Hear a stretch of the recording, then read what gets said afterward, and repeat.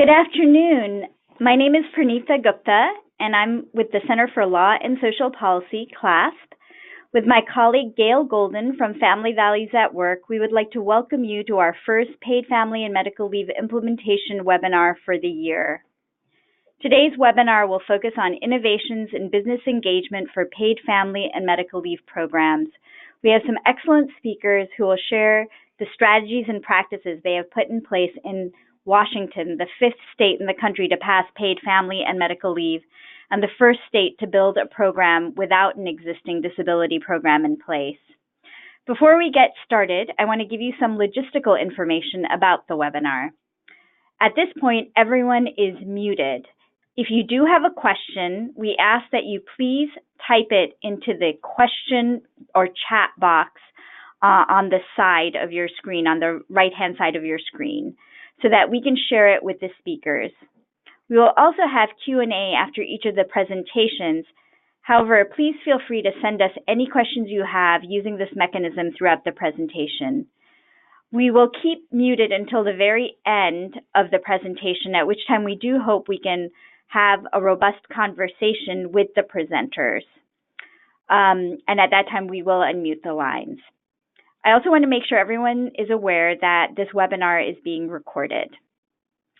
So at this time, I'm going to hand the mic over to my colleague, Gail Golden. Gail?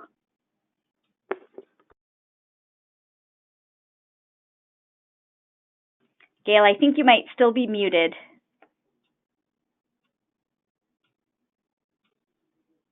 Am I off mute now?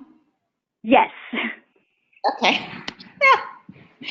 We forgot to pre-test my skill at being able to do that. So to help us jumpstart this important conversation, we want to have you send us any initial questions you have about employer engagement, and feel free to also share any challenges you have faced while trying to engage employers or businesses on paid family medical leave or other standards in your state like paid sick days. And please use that question and chat box Pranita just described to share your questions or thoughts, so you can see that on the screen as it popped up, and you can add in a message to that. Thanks so much, Gail. So yes, please keep sending us your questions. And at this time, I'd like to introduce our fantastic speakers today. To start us off, we're going to have Claire DeLong, who's Washington's Paid Family and Medical Leave Communications Manager. We also have Marion Hammond, who's the principal at Brink Communications, and Diane Goodwin, who's the senior strategist at Brink Communications. All three women are superstars and have very impressive bios. So for the sake of time, I won't read their bios, but really encourage you to read them from the invitation email we sent or look them up on the internet. So now I'm going to hand the mic over to Claire. Claire? Hi, everybody. Hope you can hear me. So I'm Claire DeLong, and I'm the Communications Manager for Washington's new Paid Family and Medical Leave program. So I'm really excited to be here talking with you all today.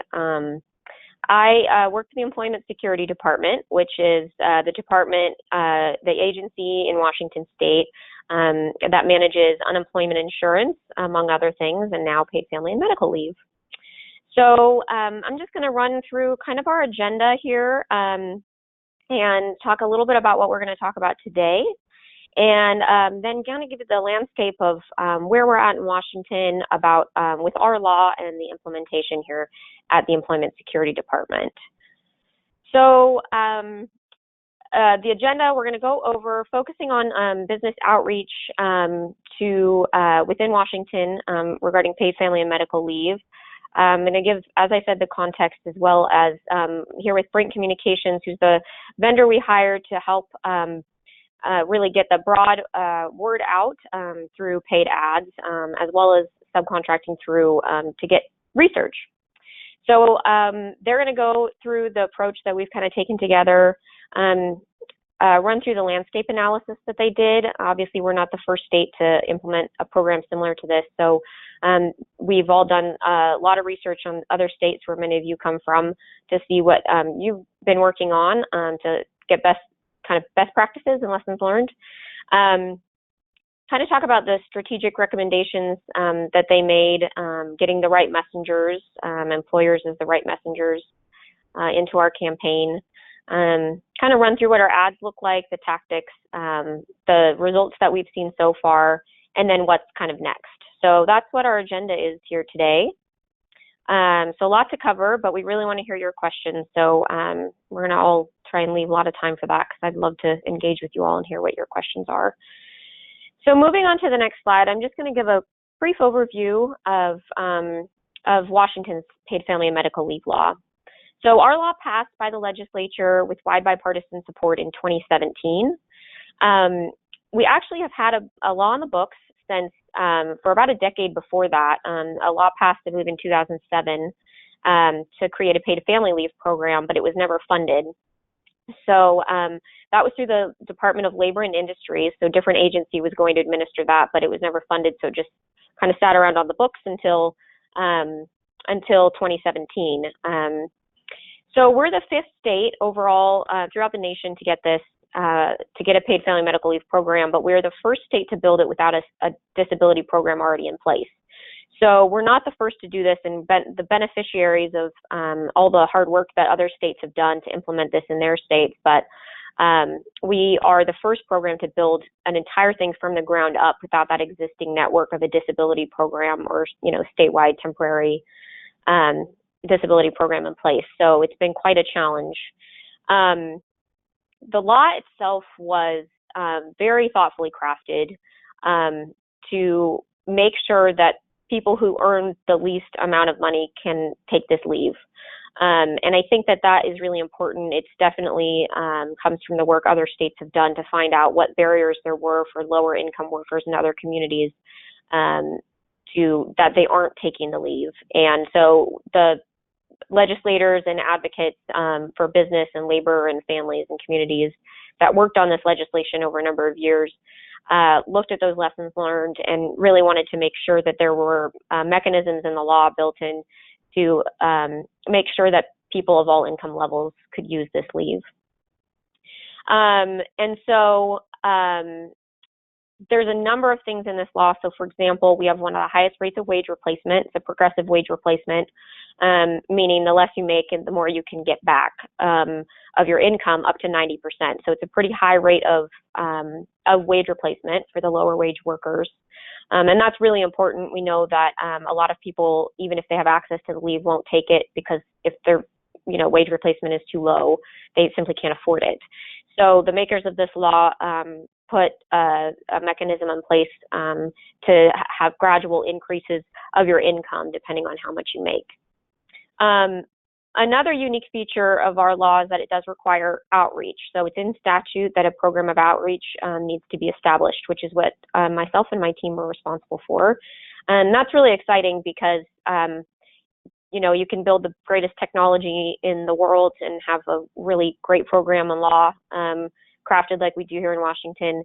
But if people don't know about it, then it doesn't do us a whole lot of good. So to enshrine that in law is really important. I think it really spoke to this group, this bipartisan group. So for context, the legislature was split at the time that this passed. So the Senate was controlled by Republicans and the House was controlled by Democrats.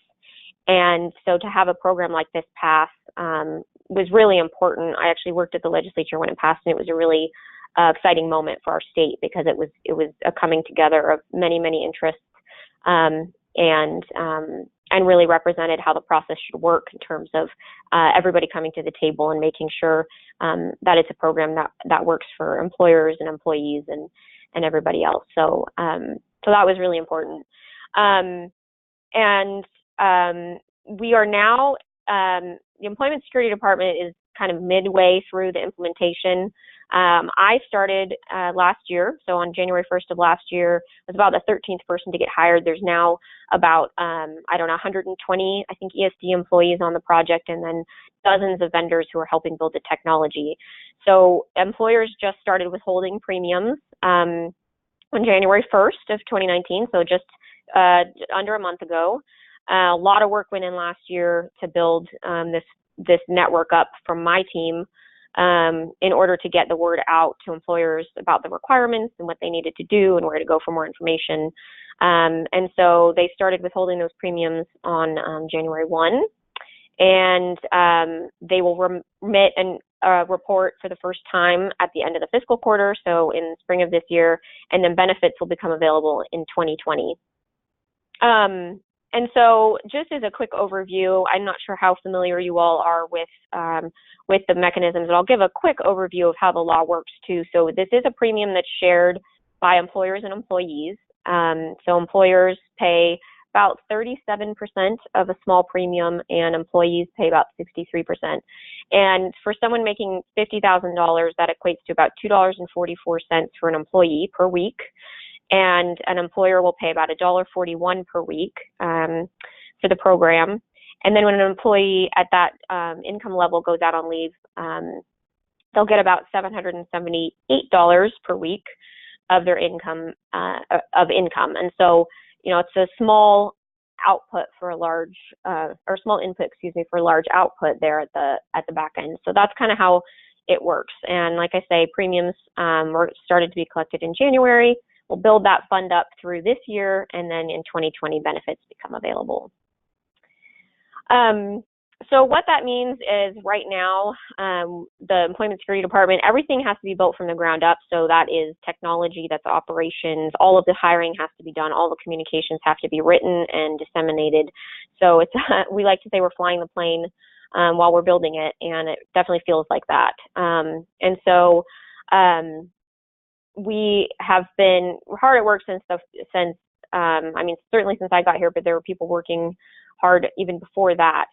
And so we'll go to the next slide, slide 4 here, which kind of talks about the partners that we have in order to help build this program up and get the word out. So a unique feature, I think, of our law is that an advisory committee is in statute. So we have an advisory committee, and it's equally made up of representatives for employers and representatives for workers. And they meet monthly. There's 8 members, so 4 from business and 4 from labor and community advocates. And it's pretty remarkable. It's pretty remarkable to have experts in the room to be able to vet ideas through, to be able to work through policy and rule changes with who are deeply invested in the success of this program, and really from some of the biggest organizations that advocate for both business and workers as part of our law. So it's a pretty unique feature, and I think it really actually is going to continue to help this program be better and sustain, because you have the people who are the representatives for these large groups of Washingtonians, both on the business side and the worker side, giving their ideas and making sure that things continue to move, and they're talking to each other and they're talking to us. And so it allows all of us to have an ongoing dialogue about how to continue to build this program and improve it. And so as part of the last year, so my team is made up of, there's 6 of us right now for communications. And we have a couple of people who do outreach. We have somebody specifically dedicated to the technology build. So, we're building an entire system that employers and employees are going to go in and remit and report premiums as well as file for benefits. So it's a huge technology project. And so we have a communications person dedicated to that to make sure that all the information that it goes out to the public about what they need to do, and working them through the process. So whether it's screens or help text or instructions, all of those things, we have somebody to make sure that it's plain talked and easily digestible for both employers and workers. And then we also have our team. We all also do all the writing and social media for our communications team as well. And this first phase, because premiums start a year before benefits start, employers are the first group who obviously have to interact with this program. And so we really focused our outreach efforts on employers. So this first campaign with Brink has been very much focused on employers, as well as the outreach that my team has been doing. We've done over 260 presentations in 2018 in person all throughout Washington State. I had 2 members of my team who basically for the entirety of the fall were just mostly out of the office doing presentations. And we really focused on, we kind of did a top tier approach first. So focusing on business organizations, human resource organizations, chambers of commerce, any of these kind of grass top groups who have influence over, large numbers of people and have the incentive to help carry the water for us in terms of getting the message out there about this program. So with the help of the advisory committee, who also represent some of these really large groups in both business and labor, we went out to the Society of Human Resource Management, chambers of commerce, small business organizations, as well as individual businesses to get the word out. And the benefit of doing that, the in-person outreach, is that not only does it help get the word to people, but it helps bring information in about what people who have to run this in their business need from the Employment Security Department. So what are their pain points? What are they confused about? Are we saying something in a way that doesn't make sense to them? Are any of those things, are there things we're saying that really help explain how premium calculation works and that sort of thing? And so it's really been a back and forth. And so I can't sell basically how some of those in-person events gave us the insight that we needed in order to be able to craft communications and messages that actually helped people understand this program and continue to improve our communications to make sure that we're getting the right information out to people in a way that is actually actionable for these employers. So we did a huge outreach campaign, as well as built a website, got all the content up on the website, built our social media channels. We post regularly on those. You can check us out at Paid Leave WA on Twitter, Instagram, and Facebook. And then we had this marketing campaign with Brink, which they'll talk more about later. So that's what we really spent 2018 doing. And the goal of kind of that grass tops to kind of grassroots sort of strategy was that once individual employers or smaller, third-party administrators, including, accountants or those kind of, once individuals started hearing about this program, we sent out letters in the fall to mailers in the fall, which drove an absolutely astronomical amount of people to our website, which is great. But the idea of having talked to these big organizations first is that when the individuals heard about the program through our direct communications, either through ads or our mailers, when they turn to the people who they need help with, their accountants, the associations that they are in touch with, those people already know about it. And so basically it's this idea that you've kind of primed the network, and then once everybody starts coming into it, they realize that the system is kind of there for them to get the information that they need. So the website's set up, their accountant knows about it. That was the goal of kind of our strategy. So I'm happy to talk more about that if anybody has questions. But the big piece of the last big piece that we did in the fall, so we did in-person outreach, we did mailers, we did direct communications from the department, and then we hired Brink Communications, who partners with various other groups, including FM3, which is a research firm, and they are out of California and have a lot of experience on doing paid family and medical leave. So they have been great partners to help craft messages to employers that really are going to help drive them to not just be in compliance, but really understand the value of this and want this for their business. That's kind of our goal. So the directive that we're kind of working under, our law is really written to reach those, to work for those people most likely to need it. So that was kind of how we are approaching our communications, which is to make sure that while we do this broad outreach, we're really reaching people with messages that that understand the value that no matter who you are, small business or nonprofit, all the way up to large businesses, that this is something that is valuable, that helps their business and it helps their employees.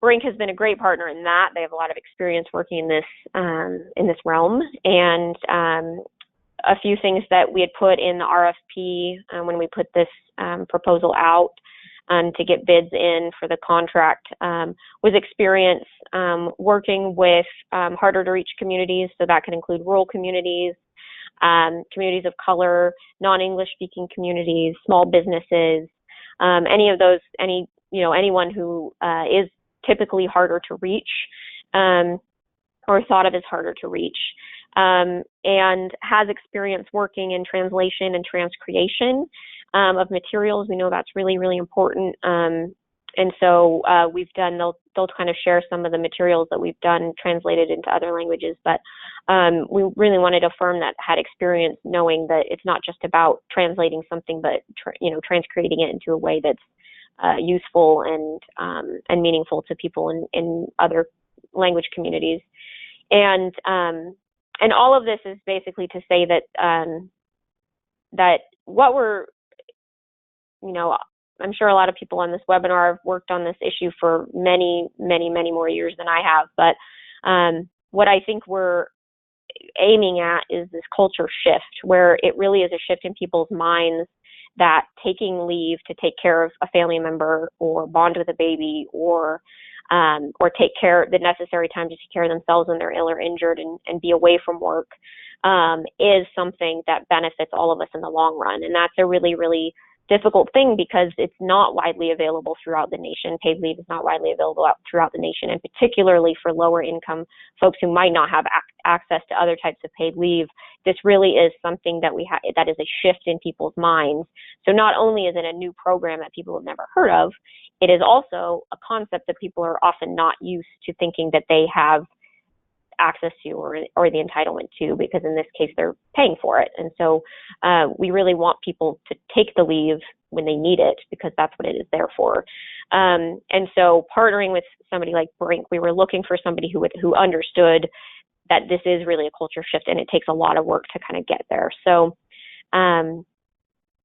so that is kind of the end of my landscape analysis. And I will just kind of leave it up to the next speaker unless we have any questions. Thank you so much, Claire. Really appreciate it. So I just want to open it up now for a few minutes to allow for any questions, or these could be even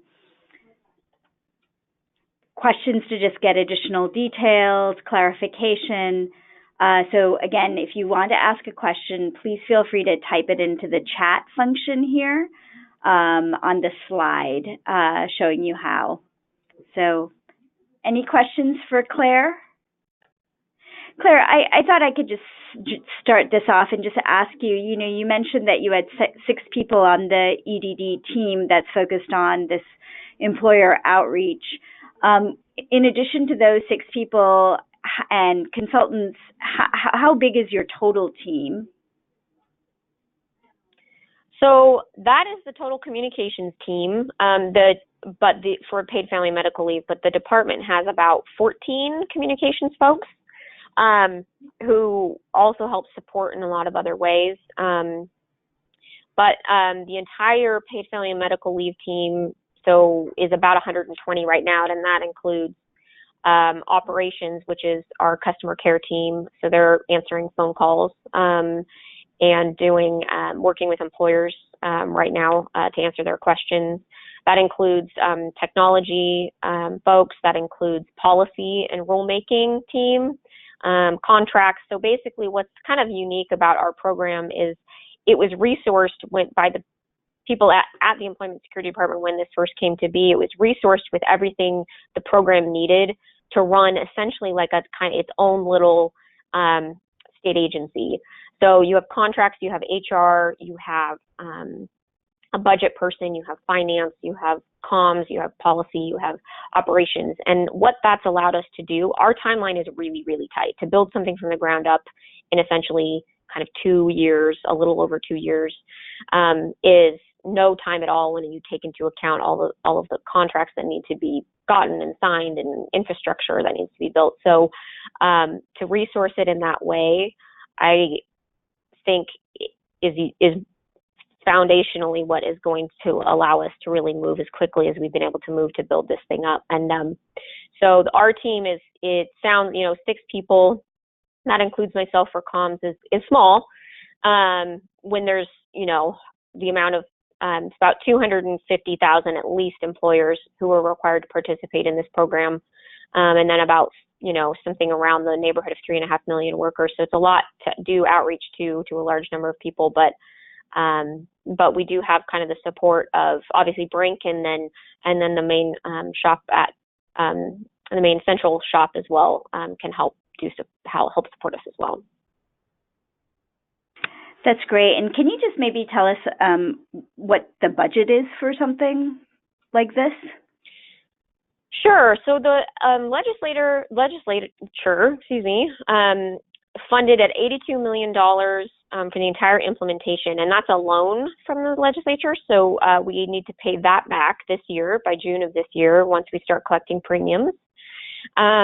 This initial outreach phase has been kind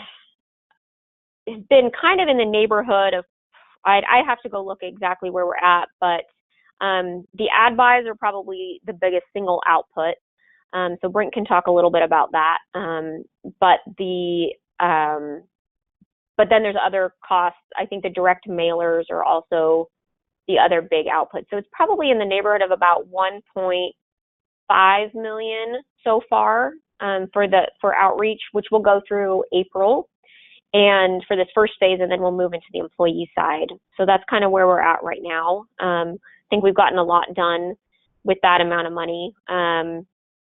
But I know that's a luxury that a lot of states don't have. I think it was quite insightful of the legislature to kind of provide us this startup loan that was really sufficient to get up and running, and then the program will become self-sustaining after we pay that back in June.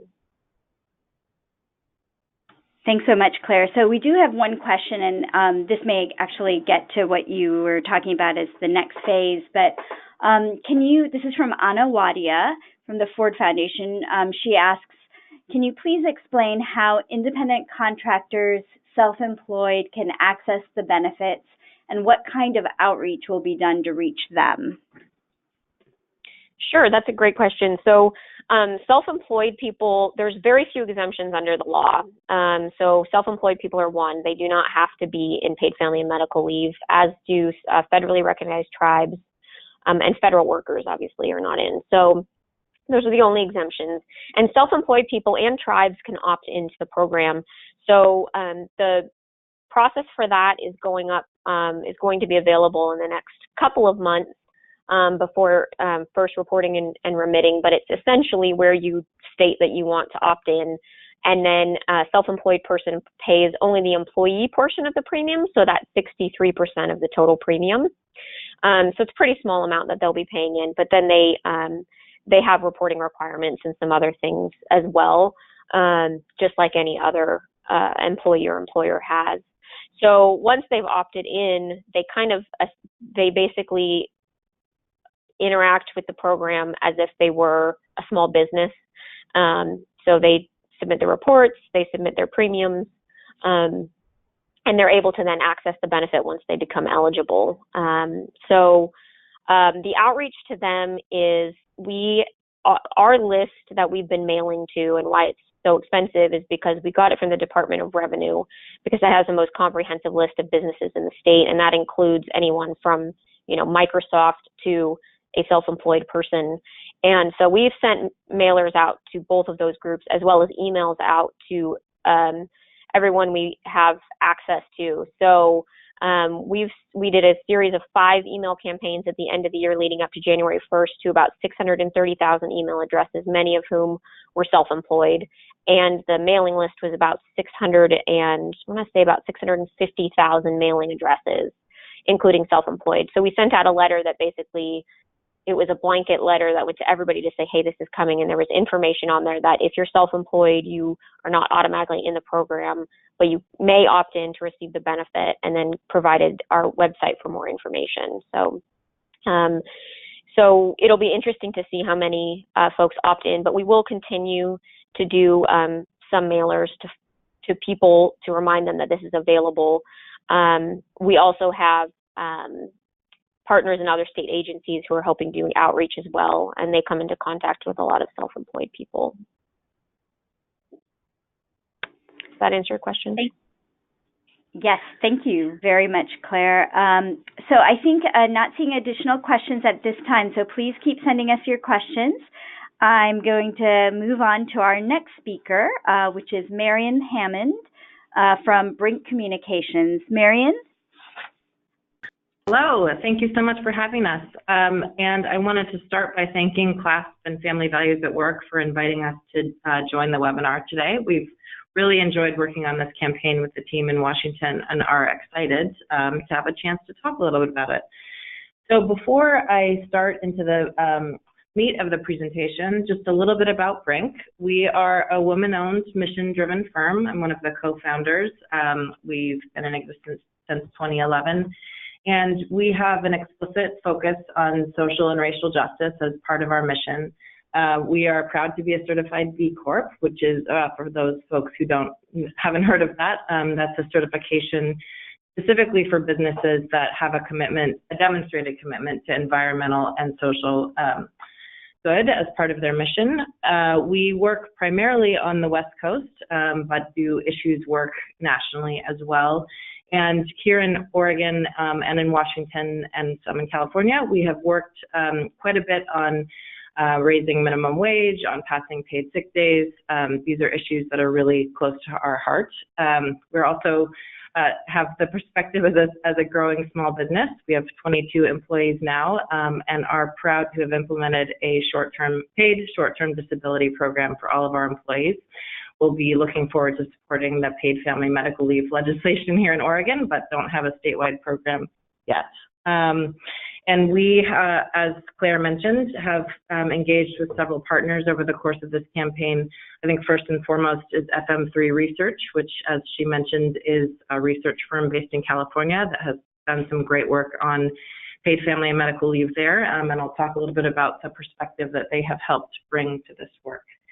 And one other last note about Brink, we are actively working hard to make sure that we're doing marketing and communications in a really racial justice informed way, building campaigns with communities from the ground up, and also have worked hard to make sure that our staff and our team really represents the communities that we are proud to serve, both from a racial perspective and also an LGBTQ perspective. So working very hard on all of the things internally and externally.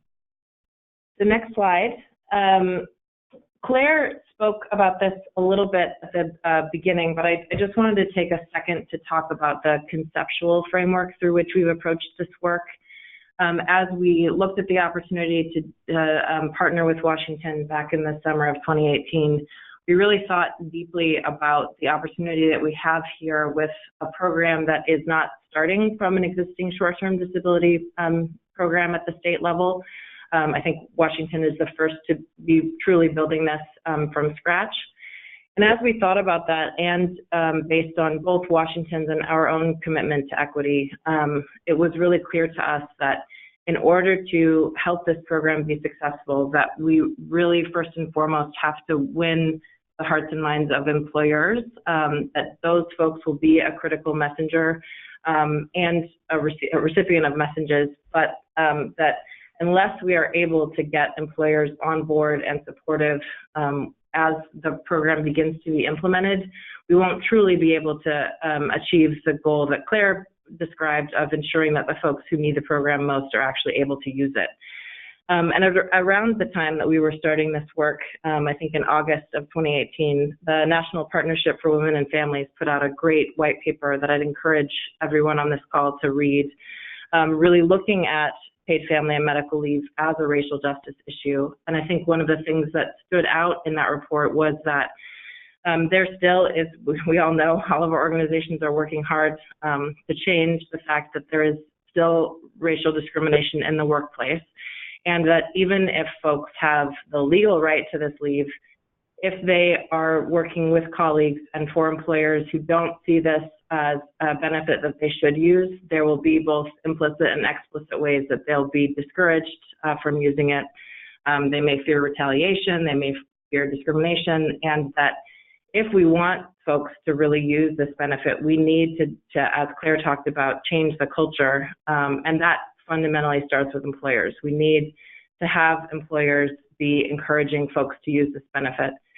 We also really know that no matter how successful an employee outreach campaign is, once we shift into that work, that the vast majority of employees, even if they've seen an ad somewhere along the way, will probably only really cue into the program when they find themselves in a position of needing it, at which point their key messenger will be their employer. That's who they'll be talking to about using the leave.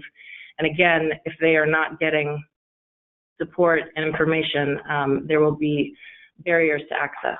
So those are really the things that we have thought about and have really worked hard to build into the program. Next slide. So when we started this work last summer, we never believe in reinventing the wheel, and we know that there has been a lot of great work done in other states and also great policy work done by many of the organizations on this phone call. So we started by looking at some of those campaigns and looking at some of the policy language around paid family and medical leave. We'll talk about that in a moment.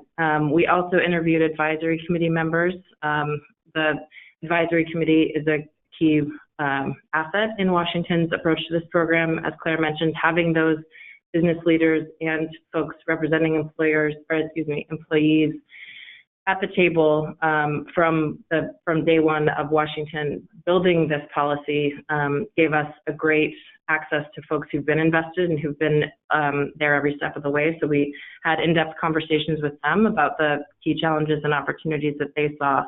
And then, as I said, we looked, so we also looked at employer-focused state programs outside of paid family medical leave, again, to look for sort of pitfalls or opportunities related to things like retirement security. We know there are several retirement security programs, laws that have also been passed where states have been doing communications campaigns designed to get employers engaged. So we looked at those as well. Next slide. California clearly has been a leader in this effort, and I think just wrapped up a really beautiful campaign that is, I think, primarily designed to reach employees and really to encourage folks that aren't currently taking advantage of the leave program to use the program.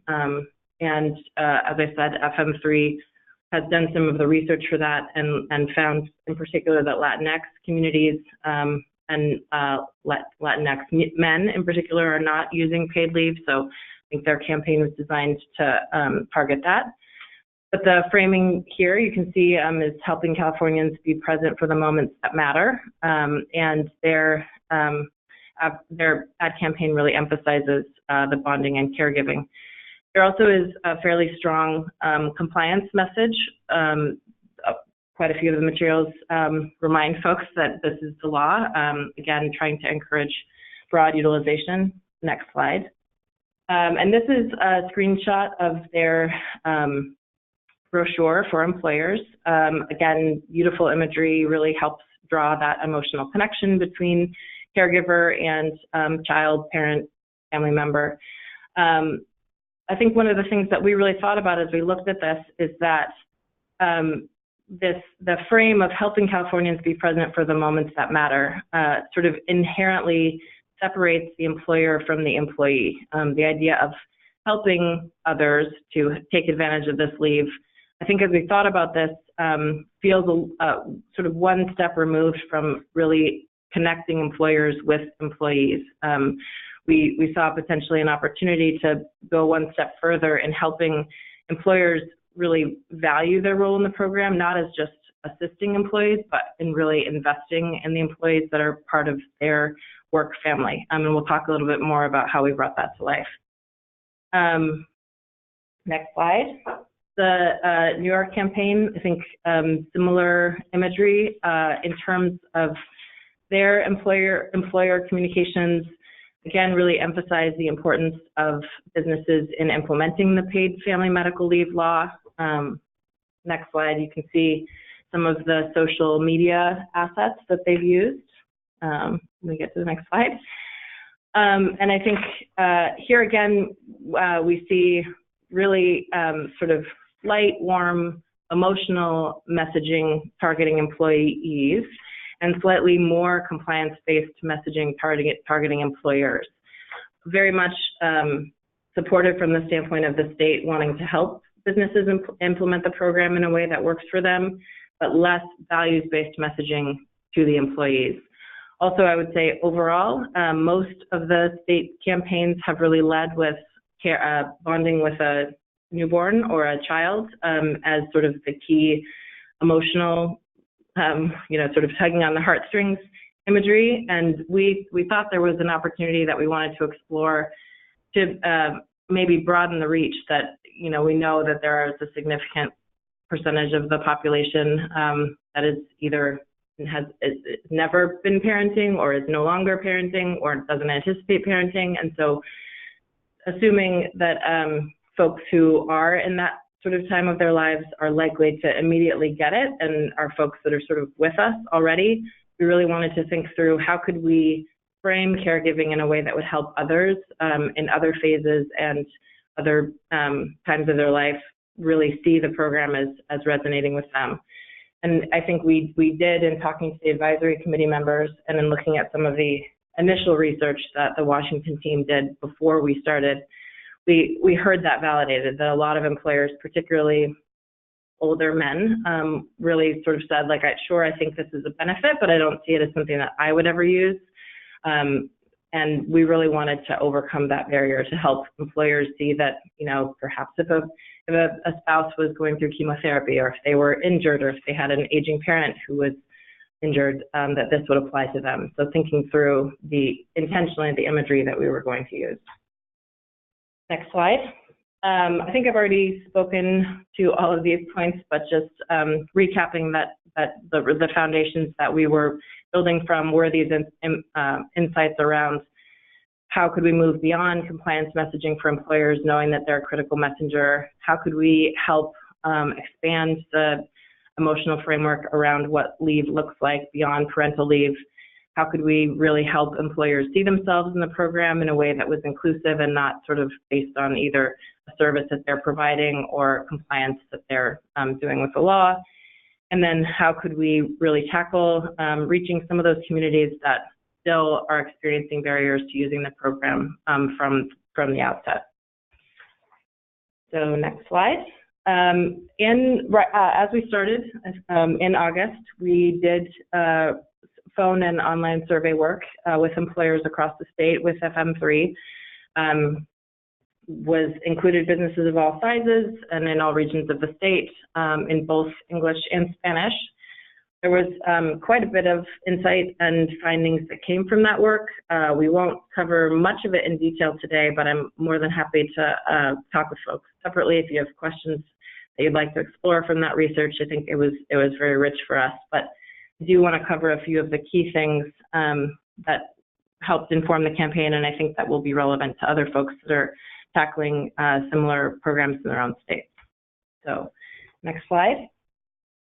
We started with reading folks on our survey audience a basic description of paid family and medical leave. This was essentially lifted from the website, so pretty high level, pretty basic. Does include the circumstances for which people would receive leave, so recovering from an illness or injury, bonding with a new child, for certain military connected events, which is a little sort of technical language, but and then also to take care of a sick or injured family member. So started by reading this basic statement to them. And next slide. We found that when they were, first we found that there was a fairly high level of recognition of the program. That's not on this slide, but most folks that we talked to had heard of the program and knew that it was in some case or in some phase of being implemented in Washington. We were surprised that a total of 75% of the interviewees were either somewhat in favor of or strongly in favor of the program. That's a high level of support that, again, we were pleasantly surprised by. Total of strongly or somewhat against was 15%, and there were 11% that said they didn't know. One thing I will note is that Washington also recently implemented paid sick days legislation totally separately, and we do think that there's some confusion and that some of the folks that we're speaking of awareness of and support for paid family and medical leave were likely confused about the difference between that and paid sick days. But in general, even if they were supportive of paid sick days instead of paid family and medical leave, we think that is generally promising that folks support the concept of businesses providing time for their employees to care and to heal, whether short-term or longer-term. Next slide. So then with the same recipients, we read a much longer statement that really went into the details of the program. Talked about how the program premiums are calculated, talked about how much people would receive, talked about the hours that folks would need to work to be eligible, and the amount of leave that they would receive. So really the nuts and bolts, but still at a pretty high level that employers will need to know in order to implement the program. And next slide. We saw that when they received this information that our support dropped. I won't say it dropped overwhelmingly, but it dropped significantly by 13%. And particularly we lost a lot of folks in the strongly in favor of. The total against rose, and the total of folks that were now expressing sort of ambivalence or confusion also rose. The support declined the most among those in healthcare and construction, and also in Eastern and Southern Washington, as well as those who've been in business for between 10 and 29 years. I would say sort of the business length in the Eastern and Southern Washington at a very broad level probably represents a somewhat more conservative audience. But I think our key takeaway here was when we talk about the program and the idea of the program, people support it. When we start talking about the details and the dollars and cents, we lose people. We then developed a set of 7 statements. Next slide. We then developed a set of 7 statements, which were all reasons that folks might support the program. So these are all sort of, for those of you who've done polling or who have worked on political messaging, these are, testing sort of our campaign statements.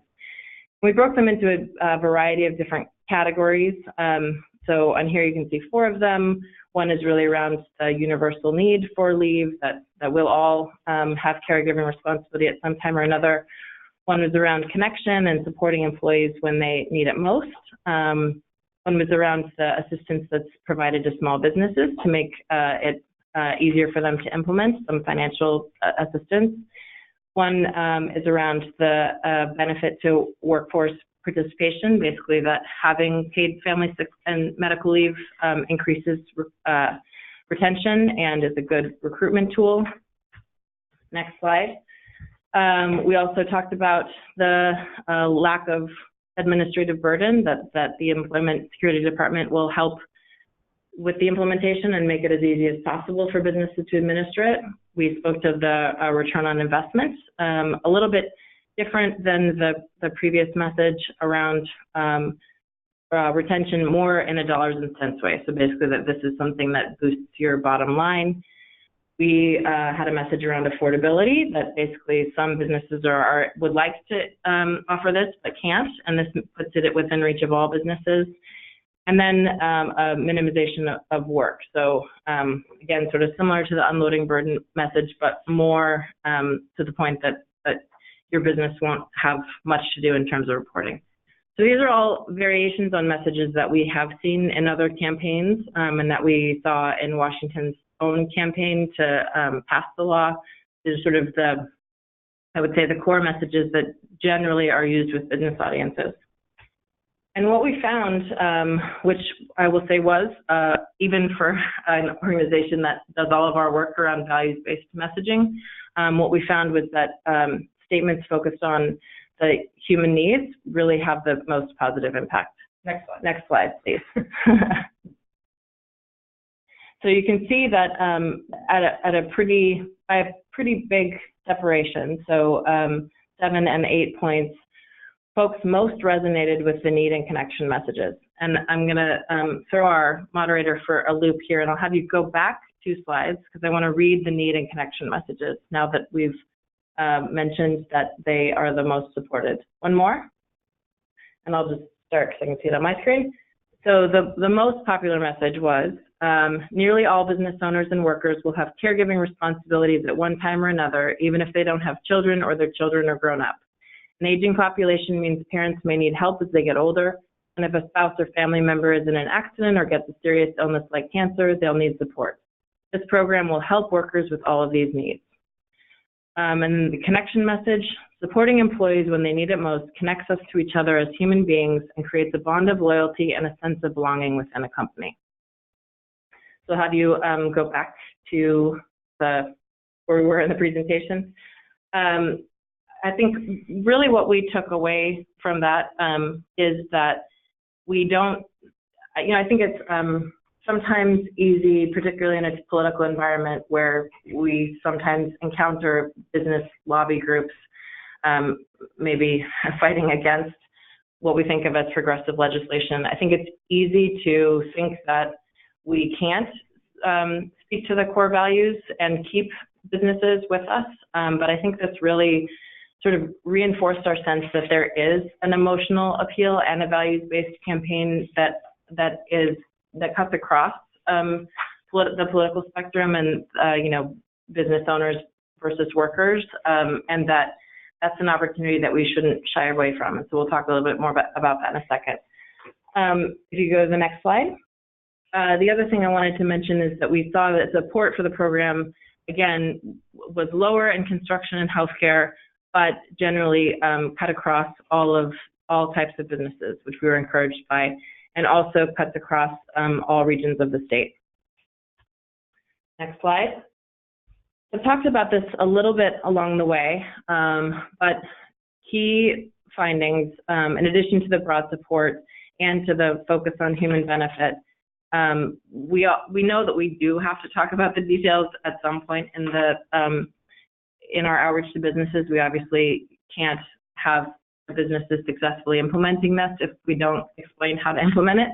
And that as secondary messages, there is value to speaking to some of the paperwork concerns and making the program easy, but that we always want to sequence our messaging so that we're bringing folks in through the values. The last thing that I didn't show slides on, but that did come up, is that small businesses and Spanish-speaking employers were the hardest to reach. Actually, for the survey itself, we found it hard to recruit those businesses to participate, and from that, I think we saw and continue to see that they will also be the hardest to reach in the campaign. So we'll need to think about and have thought about tactics to reach those folks. Next slide. So with all of that sort of conceptual strategic work done, we moved into developing the campaign approach. And I will speak to the high level of it, and then I'm going to hand it to my colleague Diane, who will get us more into the tactics and the specific messages. But we really wanted to focus on employers at the outset, which we have now done since September. As I spoke to, employers are critical messengers in shifting culture, again, in both a positive and negative sense. So we know that if they're not with us, they can potentially be a barrier to access. Similarly, if they are with us and if they are equipped and empowered to speak to their employees in a compelling way about the leave program, they have the capacity to really increase the numbers of folks that use the benefit. We wanted to make sure that we're using compelling values-based language in all of the phases. We also know, just in marketing in general, that all of our audiences are in an information-saturated universe, and that it's really important to cut through the clutter with simple messages. We also saw that there is a need, and this actually I think came more from looking at some of the other employer campaigns outside of the paid family medical leave space, again, in that, like the retirement security and health insurance universes, that folks really resonate with stories of real diverse Washingtonians. So, and although it can be easier to use paid talent or stock imagery, we really wanted to push ourselves to use the voices of real Washingtonians and real employers that folks would recognize, and Diane will speak more about that. We also wanted to focus broadly on why leave matters to everyone, not reinforcing an employer versus employee split, but seeing this as, and framing this as something that we all share.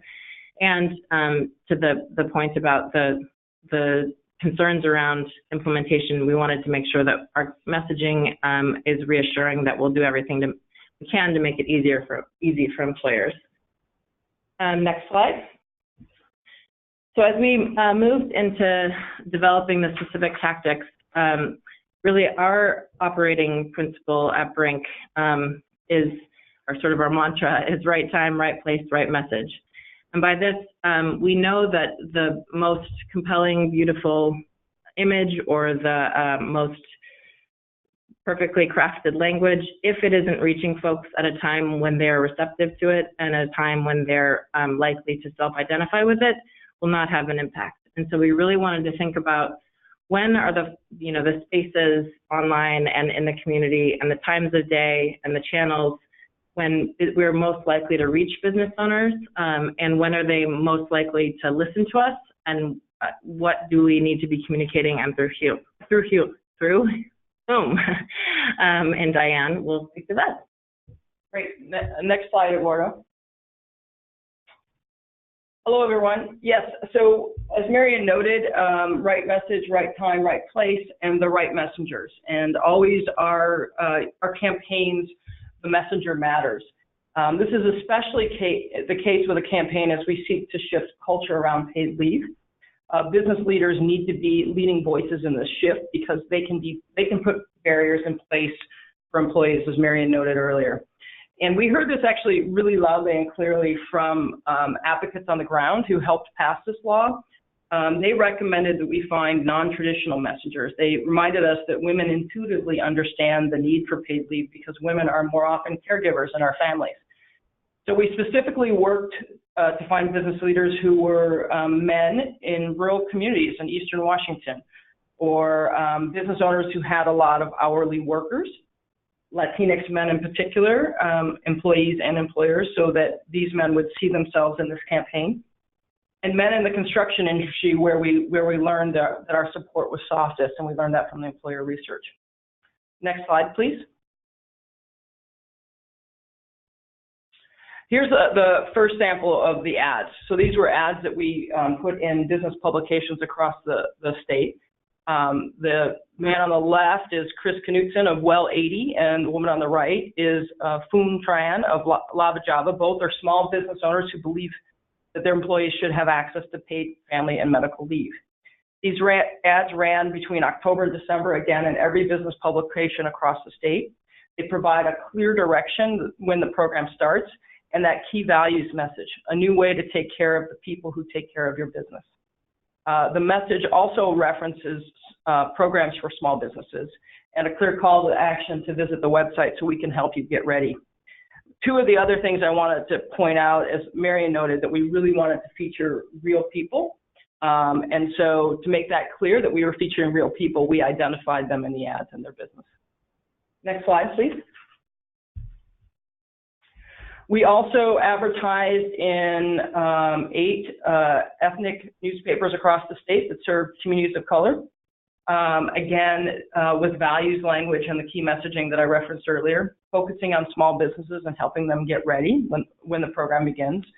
It was in Spanish, Chinese, and English. And again, to reference the transcreation for those who are not familiar with the term, rather than a lot of marketing firms who may do the Google Translate equivalent of taking language in English and then Google translating it into other languages. We don't believe in that. We know that that's not effective and it's disrespectful. So we work with this fabulous firm here locally called Verbio, and who have a staff of native speakers who take the language and then adapt it to be culturally competent for the communities that we're trying to serve. And so they've been great partners with us throughout this campaign, and here's a few examples of those ads. Next slide, please.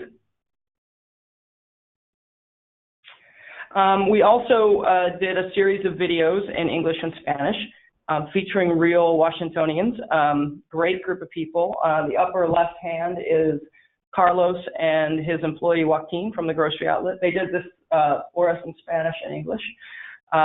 In the upper right-hand corner is Foon again with her longtime employee, a guy that's been there for 10 years named Tam and his family. And the bottom right corner is Jed and Aziel. Jed's story is a perfect example of how business leaders play a key role in shifting narrative. H.D. Fowler is a family-owned business that's been in Washington for more than 100 years. They have more than 200 employees in the construction industry in 12 locations across Washington, including many in Eastern Washington.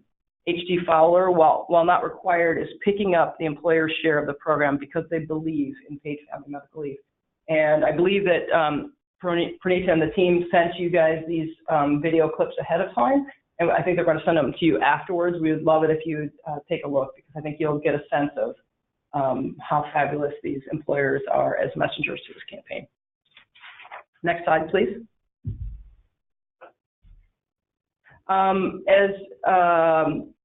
As noted previously, the program launched on January 1st with employer collection, and to help get businesses ready, Claire's team, the state of Washington, created a toolkit, and we helped with one particular aspect of the toolkit, which were paycheck inserts, pay stub inserts. This is again likely the first moment that employers will really start paying attention to the fact that paid family medical leave is coming. And this was a great opportunity for us to frame the value of paid family leave in the minds of Washingtonians. So this pay stub or insert was available in 14 languages on the website and available for employers to download and provide to their employees. Next slide, please. We also pitched stories in December, in the month leading up to implementation. And we pitched TV, newspapers, news radio, and business publications across the state. We offered employers, again, as key messengers, and many reporters took us up on that opportunity. It generated dozens of clips across the state, and we were able to demonstrate that this news coverage actually drove traffic to the website. This was a great piece that was done by Como, one of the largest media outlets in the state of Seattle, on the great program that Washington has. This is not the photo we would have picked, but Claire had a number of wonderful, perfect clips, quotes in the article. So earned media is another key tool in helping to drive people to understand this campaign. Next slide, please. So here's just a quick summary of the tactics that our collective teams use. Claire's team, again, led the way with grounding this campaign in grassroots outreach with employers, payroll companies, HR, business organizations. Their team built and maintained 2 websites, one in English and one in Spanish. And I just want to call your attention to this. This is a perfect example of transcreation. On the English side, our tagline was "Be there for care." That does not translate well in Spanish, and our team at Verbio, working with Claire's team, came up with a tagline of "Tome tiempo," which means take time, and that is the URL tometiempo.org for the Spanish language website. And then Claire's team also produced the employer toolkit. And then our side, we worked on the digital campaign, the Facebook display, video, search engine marketing, radio ads. One of the things that the advisory committee pointed out to us, that on tribal land, that there is not great access to internet across the state of Washington. and that radio was going to be really, really critical to reaching some folks in rural communities. And so we did English and Spanish radio ads as well to make sure we were reaching those communities. Again, business in print and digital, ethnic print, and earned media. And then next slide, please. So here's just a little bit of a snapshot of some of our results that we, again, this is from advertising from October to December. There were close to 300,000 sessions on the website, 43% increase in users, display and social media ads generated more than 8.2 million impressions, 44,000 clicks, and a click-through rate of 0.54, which is more than double the industry standard. So clearly, between our collective efforts, we were driving people to the website. Next slide, please. This is probably the most important metric that we have that really got us excited when we learned about this, that 53,000 downloads of the employer toolkit have happened so far. So it's a really good indication that at this point in time, employers are coming to the website to get the information they need to prepare for the implementation of this campaign. Next slide, please. Our next phase is really focused, again, on employees and healthcare workers who will be really key in the implementation of this program. They will not only be certifying employees who are eligible for the program, but also will be key messengers in the program. So that is the focus of our next phase, and we're going to be doing qualitative research to uncover the barriers to access for these employees, specifically working in immigrant communities, Latinx and Chinese communities, agricultural workers, communities of color, military families and veterans, rural communities, and again, working with healthcare workers to help us understand how they can be great messengers in helping to implement this program. And that is it for our presentation. So I'm going to turn it back to Pranita to facilitate Q&A. Thank you so much. Thanks so much, Diane, and thanks so much, Marion. I want to thank actually all three of you for your excellent presentations. I do want to now open it up to Q&A, and I do have a few questions that have come in, so I'm going to just get started. The first question is from Suma Seti. Forgive me if you've already addressed this.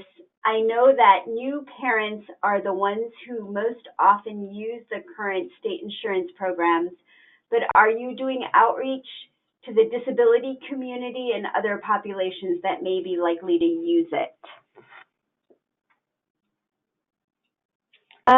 This is Claire. I'm happy to talk a little bit about that. So it's a great question.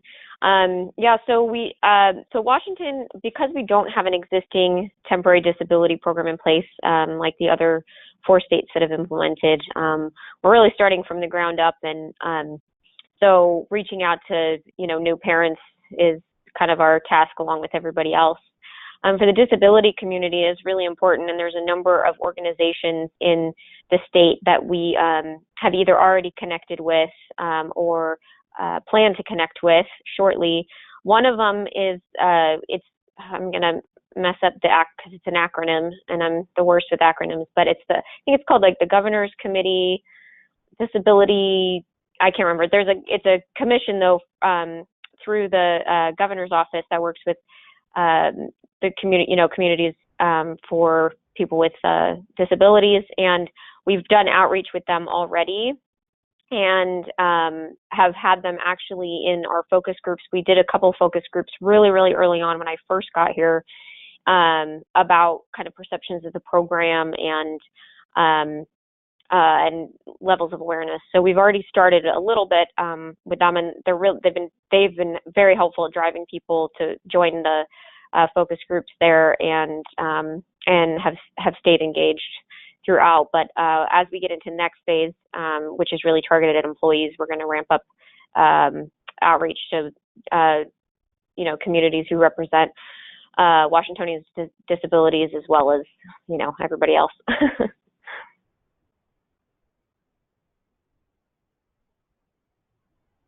Great, thank you, Claire. The next question is from Tanya Goldman. Do the presenters think that these survey results are specific to employers in Washington state, or would this be true in other parts of the country as well? I'll jump in on that. This is Marian. I think that would be speculation, and I would certainly encourage folks to do local research. At the same time, I think looking at the results in Washington and the results from FM3's work in California, there are a lot of similarities. So I would feel comfortable assuming that there are some general trends, but without looking at specific. I think it's also influenced by other dynamics, right? So, we saw that there was some confusion with paid sick leave, for example, given that there had recently been a big statewide campaign. We wouldn't see that in other states, and we don't really know how that influences either positively or negatively employers' perception. Presumably the fact that both of that campaign and the campaign to pass this law had recently been really active in the market, I think influences employers' awareness and support. So I think from a general perspective, that speaking to the values is something that I would expect to be relevant and successful, and should be part of any campaign, but that it would be important to look at some of the other dynamics in the field, so to speak. And I know Diane has something she wanted to add. Yes, two things that I think Claire may point this out as well, that one of the things, again, that was unique about the state of Washington is that employers and employees worked together on this law, the second version of the law, and that there were great advocates on the ground in the state of Washington, Main Street Alliance, Moms Rising, Economic Opportunity Institute, that had strong relationships with businesses and recognized the importance of having them there in the beginning and being voices as part of the campaign was also instrumental. So hard to say how other states might, the polling that might happen in other states, but there were some unique elements that were certainly on the ground there in Washington.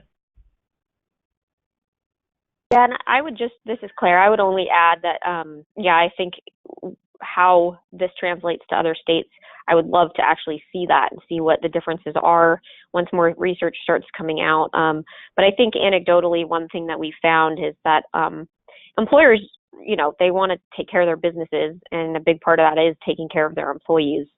So just tapping into exactly what that means in each state is going to be interesting to see how people can do that. But I think that is fairly universal, that businesses understand that they're successful when their employees are successful. And to Diane's point, there are people who will carry the water for you. So no matter which state you're in, there are going to always be people who support this and appreciate this. It is one of the few kind of major issues right now nationally that has a lot of support across the board for its benefits for both business and workers. So I would just think Brink did a great job of finding those voices in Washington for us, and just encourage others to do the same, just to remember that you all, there are many, many employers and business organizations that support this type of thing. And so finding them and having them be the voice that delivers this message rather than it coming from the government is a lot more powerful. Thanks so much for those responses. I also just want to encourage any state agencies that would like to share their strategies, lessons, or experiences. Just let us know and we can unmute you as well. In the meantime, we have a few more questions. This is from Catherine Easter. Thank you for the presentation. I'd love to hear more about your success in reaching out to payroll companies to include information in their materials. Were they open to this, or did it require regulations or payment to have them include these materials? Sure, that's a great question. So we started outreach to payroll companies, software. We reached out to Intuit, QuickBooks, who makes QuickBooks, and as well as HR organizations, business organizations, really early on. What we found was that people weren't especially interested until more to the end of the year. So really from September onward. And we anticipated that. Obviously, the incentive for them to include materials in their communications to their clients is that, it's required by law to do this starting January 1, and so they want their clients to be prepared. So that was the incentive for them. What I think we found was that starting the conversations early on with them, even if they weren't that interested at first, helped establish relationships, get us contacts in these kind of key payroll companies and software companies and organizations, so that when everybody sort of woke up after Labor Day and was like, oh my gosh, this is only a few months away, what do we do?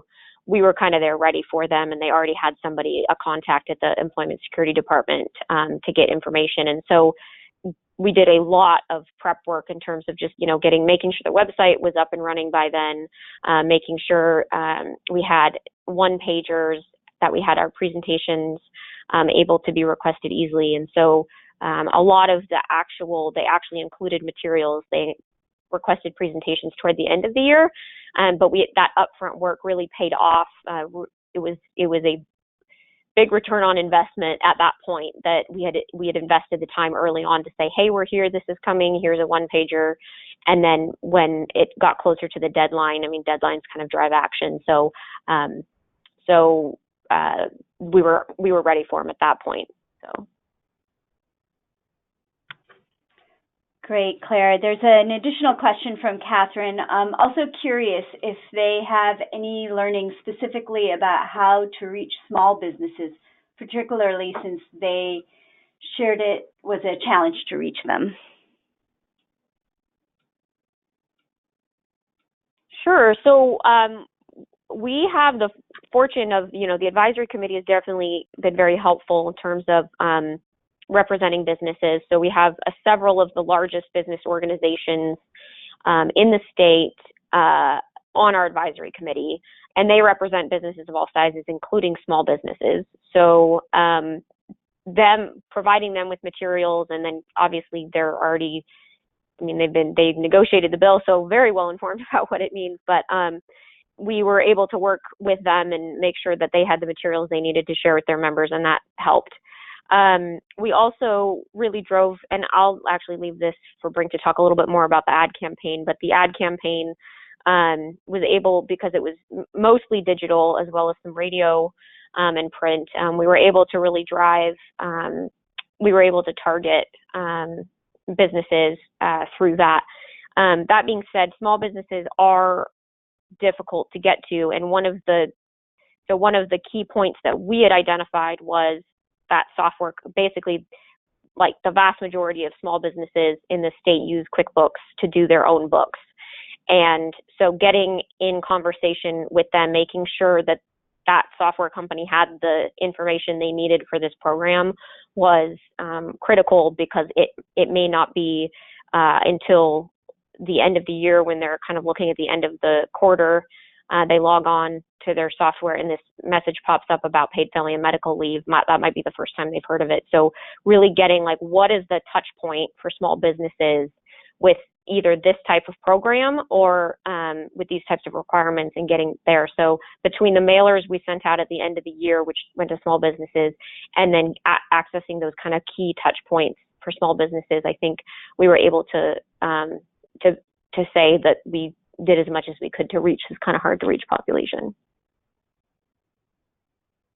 And I'll just chime in. I think that was also part of our thinking. We know that small businesses are more likely than large businesses to be owned by folks that speak languages other than English. So we were very intentional about making sure that we were doing some of our digital advertising and print advertising in other languages, and also was the reasoning behind creating the pay stub insert that Diane mentioned. And our messengers and our videos and photos were, the vast majority of them, we intentionally used small businesses, knowing that, sure, Microsoft and Amazon are based in Washington, but that featuring them in ads in no way it helps small business owners see themselves or respond.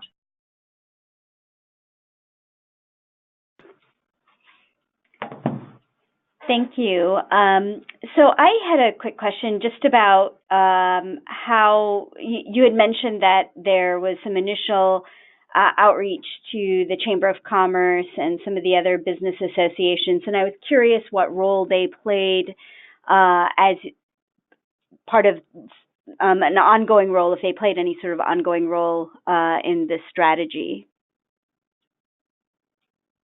Sure. So we did, we have a presentation request form on our website, and we started off when kind of in 2018 with really cold calling chambers of commerce, business organizations, those kind of folks. And like I said, it took a while to get some interest going on that end. But on the advisory committee side, the Association of Washington Business is the biggest probably business organization in the state. And they're on advisory committee, and they carried a lot of water in terms of getting materials out there. They shared a lot of our materials. They have listservs that go directly to chambers of commerce and those kind of folks. So again, it's those trusted messengers. The department can kind of reach out to you and say, you know, this is important. We want your input. We want to share things with you.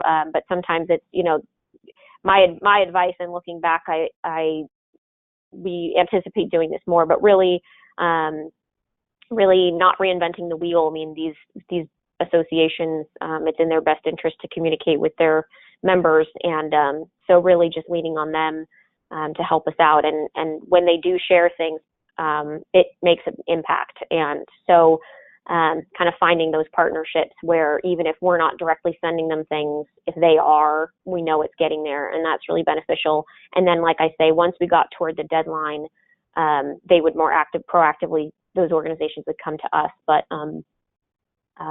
they did help, and we did do a lot of presentations to chambers of commerce and those sorts of things. But we found that some of these organizations who already have outreach arms, like the Association of Washington Business, have been very successful at educating large numbers of people, including chambers of commerce. So. Great, thank you.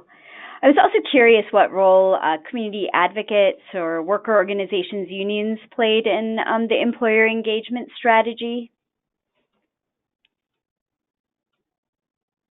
So we do have some large kind of labor representatives on our advisory, as well as Diane mentioned, Moms Rising and Economic Opportunity Institute.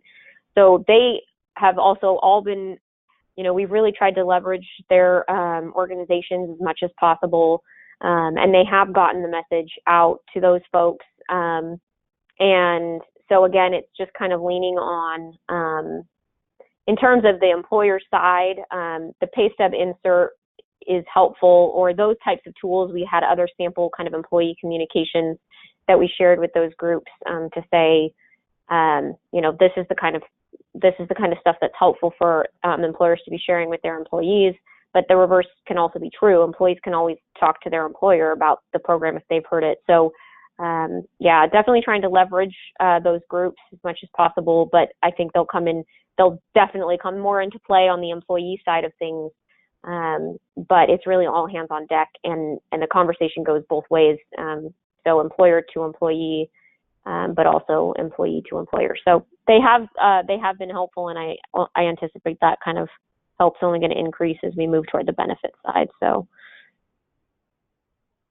I would, if I could add, Claire, that for Brink Communications, as we were interviewing the advisory committee members, the advocates were really particularly helpful for us and provided incredible insight. And as we were kind of gearing up for the implementation for January 1st, Moms Rising did their own earned media program in the state with business messengers, which was incredibly helpful. And Marilyn Watkins who's from the Economic Opportunity Institute, gave one of the best interviews of the leading up to it. She did a piece on Marketplace, NPR Marketplace, which was just phenomenal. So I found, from a communications perspective, they were super helpful for us, and we're really, really grateful for their support. Great. I think the very last question I have is, you know, Claire, you discussed the employer toolkit, and I was wondering if you could say what other items were in your toolkit besides the pay stub insert.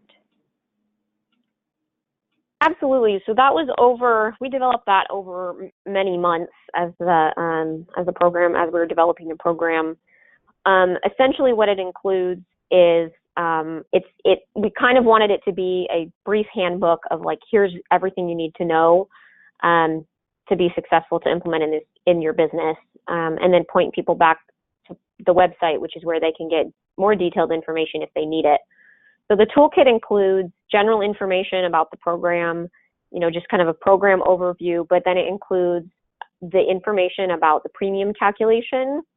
It includes information about the reporting requirements, any exemptions, specific pieces to small business, and then the sample employee communications. And so the idea is that it was the most abbreviated version of everything you need to know that we could possibly create. And it was distilled over, as I say, many months as rules were written and that sort of thing. But it was also, it also came out of, we looked at New York's website they have some toolkits on theirs.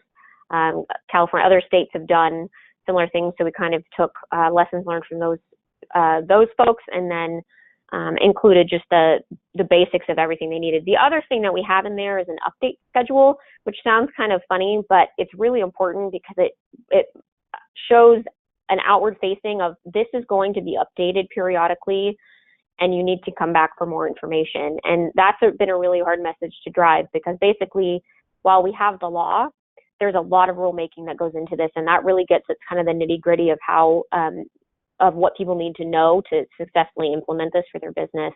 And so including that update schedule in the toolkit reminds people that this is not a done deal, and rulemaking is ongoing for benefits and that sort of thing. So we include that update schedule on the front page to make sure that folks know that this is what you need to know now, but there's more to come. It's really helpful.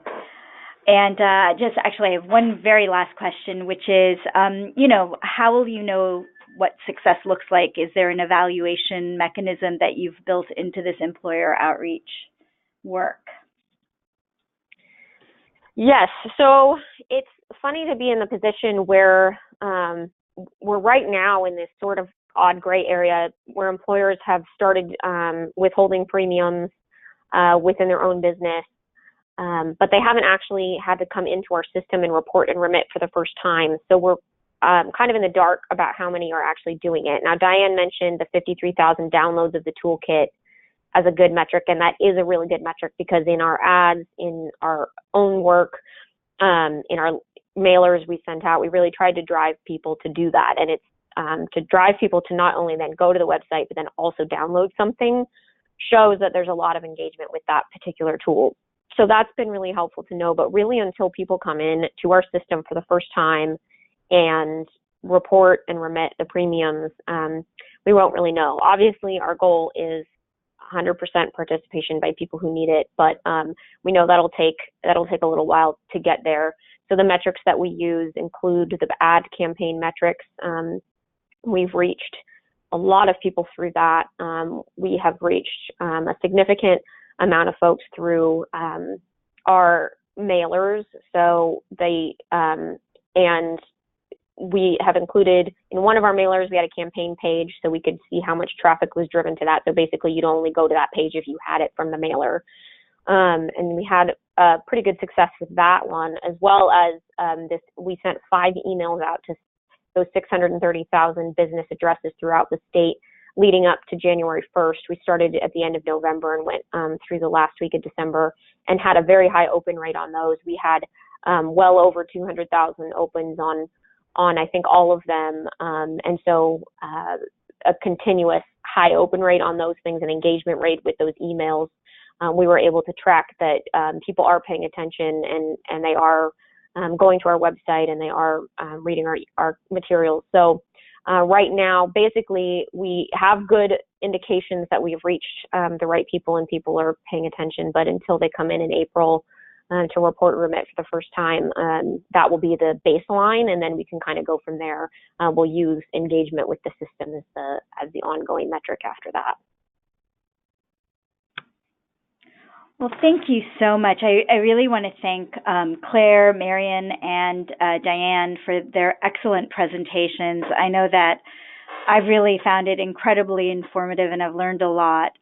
So thank you very much for giving us your time today. And I want to thank all of you who stayed on for a very long webinar. I really appreciate it. We will be sharing the recording of this presentation with all of you shortly. We're also going to be sending you a short survey, so please complete it and let us know how we can keep working to make sure these webinars are informative and useful for you. So thank you again, and really from CLASP and from Family Values at Work, I really want to thank everyone for joining us. Have a great day. Goodbye. Bye. Thank you, everyone.